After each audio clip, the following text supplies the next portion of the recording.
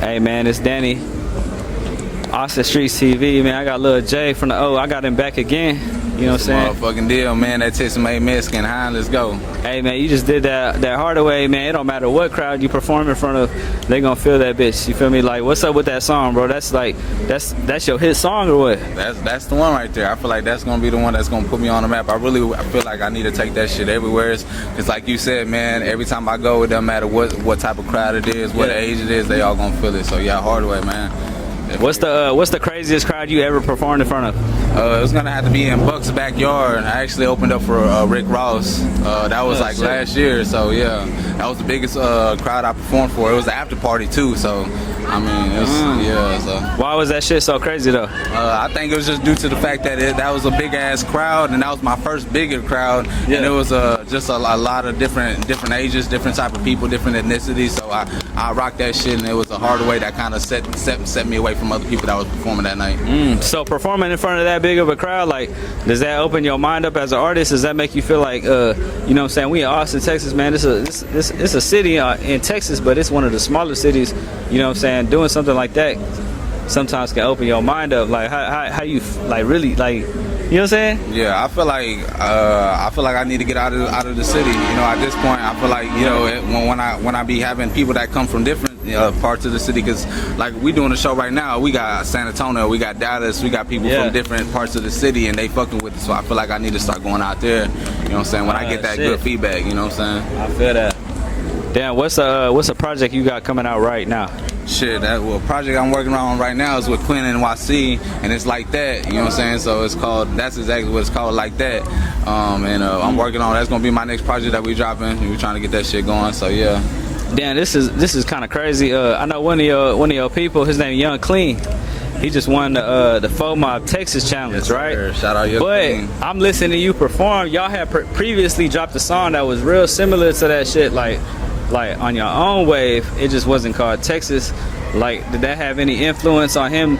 Like, even, you know what I'm saying? Like, that shit kind of fucked me up. You know what I'm saying? No, I feel like, you know, it's like one of them things where you be out there and you out here grinding, and you know, you out here setting trends and shit like that. You necessarily be inspiring people, but you know, people ain't gonna give you your flowers on that. So I can't take no credit on what FOMOB doing, but I can definitely say Texas Talk 1 and Texas Talk 2 definitely did numbers. I mean, Mike Jones took us down. We have 1 million views on Facebook. We did 14K in 3 days. We were going crazy. So I mean, yeah, you know, it was one of them things. Did y'all get influence from Big X from the song y'all did originally? I would say it would definitely be an influence from Big X, from, you know, because right before we did that, or after we did that, I would say he dropped that Texas. So right. Damn, that's crazy though. You said, hey, you got some shit going on. Hey, I want to get on a big topic though too right now. It's real current.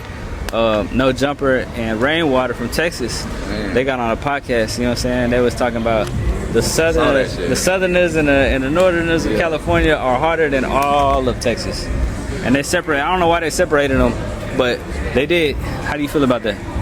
Man, I really don't like to get into shit like that, because I feel like when you really got to look at the numbers when it comes down to that. But what I do know is that a lot of Cali influenced rappers were actually, if you look into it, there's a lot of ghostwriters that are from Texas, and a lot of people that produce those beats that coming out from Cali, like those major hits, were actually produced from Texas producers. So do your homework and actually look into that, and you'll see that Texas actually have been the culture from any type of wave. We just actually never had our face on it, and it's time that we get our flowers. So you actually need to actually do your math on that. And Mexican OT, D-Baby, we doing our thing. We got FOMOB, you know, coming up right now. It's a lot of artists down here that's really working, so we need to get our flowers. Texas doing their own thing. You know, we ain't on the same shit, so. Damn, Texas need to get, hey, I feel that. So with that being said, like, Texas need to get their flowers, but do you fuck with California though? Like, you fuck with that? Do you fuck with their culture and what they do? I say I fuck with what they do, but respectfully, it's what they do. You know what I'm saying? You can't come over here and try to, like, you can't compare the two and try to be like versus, because they got their own style and we got our own style. But if we trying to put numbers together, I guess you got to look at that first, and then that's gonna tell you, you know, who separates who from who. But so, like, leave it at that. In the music game, do you feel like for say the most successful possibility like Texas and California working together, or like what is your thoughts on that? I mean, money's always the motive, right? I mean, growing and getting to the point where we bigger and better, that's always going to be the thing. So if we have any type of negativity where we versus each other, it's going to be always like that. How we ever going to win? So I think if we come together, you know what I'm saying, Cali, Lefty and Gunplay, and D-Baby or Mexican OT and Lefty Gunplay, y'all do a song or do something and y'all bring Texas and Cali together, man, that's going to be major. You know what I'm saying? I think that's what the city really needs. I think that's what the state needs. I think that's what the world needs right now. But you know what I'm saying, we're gonna let shit play out and see how it actually goes. So damn, I guess I gotta take it here, right? Like Desto Dub, right? He's from California, and he just opened up his new Awful Lot of Cough Syrup store in Houston, right? You seen it? I saw that. Yeah. So yeah, you know what I'm saying? Like in Texas, like how do we feel about that? Like you a Mexican though, like I don't know. We was talking about all the Mexican shit. Like he's a black man, you know what I'm saying? Like how do we feel about that in Texas? You feel me? He's from LA too, where it's real, where it seemed like to get segregated on some shit too. Yeah, I feel like when it comes down to getting like business, if you can make it like that and you come from, you know, poverty, or you come from that type of, you know, a cloth, and you made it to the point where you legit, you know, I can only salute you. What I do know is that Awful Lot of Cough Syrup does have a collab with Mexico. I bought their shit personally, yeah, so I mean they support Mexicans. Like the photo shoot he did with the guy selling watermelons and shit. Exactly, yeah, for shit show. And I seen that. I feel like, you know, they support Mexicans, so I can only do is get my support back. Hey, we had some crazy interruption. You know what I'm saying? We gonna up the gear next time. We gonna pop it on y'all for real. Hey, that was a crazy topic though. We just started getting lost in conversation for real. You know what I'm saying? Yeah, all in all though, man. Cali, Texas, we need to come together, man. Love is gonna be, you know, what I'm gonna support more than anything. And I feel like if we do it right, you know what I'm saying, we're gonna make some money off of this shit. So damn, that's what needs to happen.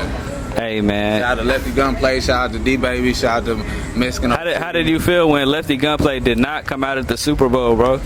I was kind of disappointed because there a lot of people were saying like he was going to be the first Mexican, and I don't know how true or what the facts is on that, but I think that's beautiful. I think that's hard. So the fact that they took that from us, I was a little heartbroken more than anything on that. You know what I'm saying? Him and his music and all that shit in the song. I really ain't really listened to that specific song, but I know that he would have went crazy just for the Mexican culture, man. So I feel like they took that from us. So I was a little hurt by that. That's fire. Hey. LilJay from the O. LilJay from the O, man. That's his main message. What's the future of O2 right now? Man, the future of O2, man, right now is just bigger and better things. I feel like as far as like for what actually is coming out of the city, there's a lot of hard artists out of here, and it's a lot of stories to be told, man. And if you actually listen, they gonna have seeds in them. So I think you just gotta actually pay attention to the movement down here. It doesn't matter if you're from the east side, south side, west side, whatever it is. Austin is really coming up, man. So y'all need to tap the fuck in, man. Hey, man, y'all heard it, man. Y'all tap in. LilJay from the O. Plenty more. You know what I'm saying? We're gonna tap back in. Austin Streets TV. Let's go. Let's go.